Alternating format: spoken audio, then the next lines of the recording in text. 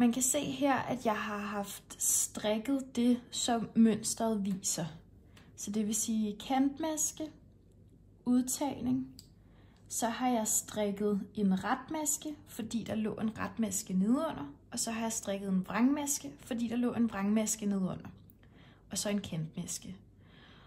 Og det har jeg gjort, fordi at jeg skal strikke rib af 2 omgange, som passer sammen hele tiden. Så nu har jeg strikket 2 omgange, hvor at begge omgange rib passer sammen. Så retmasker ligger over retmasker, og vrangmasker ligger over vrangmasker.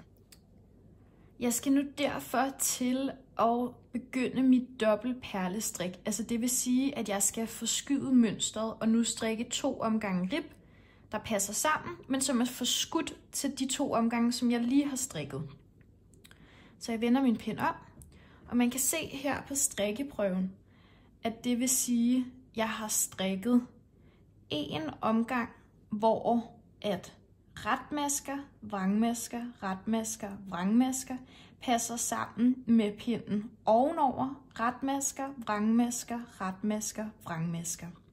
Nu skal jeg så forskyde det, så der kommer til at ligge 2 vrangmasker oven på 2 retmasker, 2 retmasker oven på 2 vrangmasker, hele vejen hen. På den måde får jeg forskudt mine 2 ribomgange.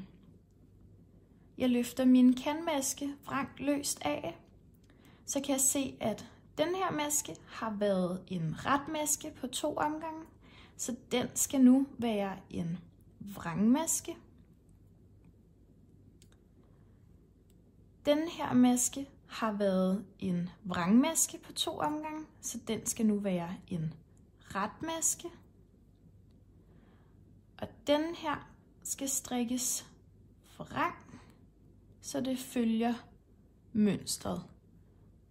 Så på den måde kan man se, at der kommer et ribmønster med vrang, ret, vrang. Og så strikker jeg min kantmaske. Nu skal jeg altså vende mit arbejde og strikke sådan, så at der kommer endnu en ribpind, der passer til den ribpind, jeg lige har strikket.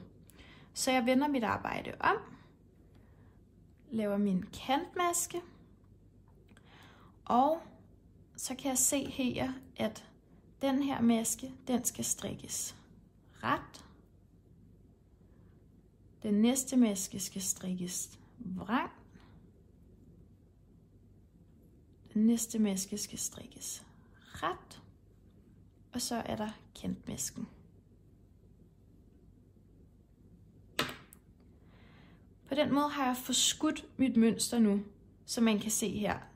Der har været 2 retmasker, og nu er der 2 vrangmasker. Og det kan godt være svært at se i starten, fordi at der har været så få masker, man har slået op, men det bliver altså nemmere, jo længere man får strikket. Det nemmeste, man kan kigge på, det er at kigge på bulerne og V'erne. Jeg kan se her, at der ligger 2 V'er og 2 buler, og derfor ved jeg, at nu skal jeg igen til at strikke buler. Omvendt herhen, hvor der ligger 2 buler oppe i toppen, der kan jeg se, at der ligger 2 buler og 2 V'er hernede.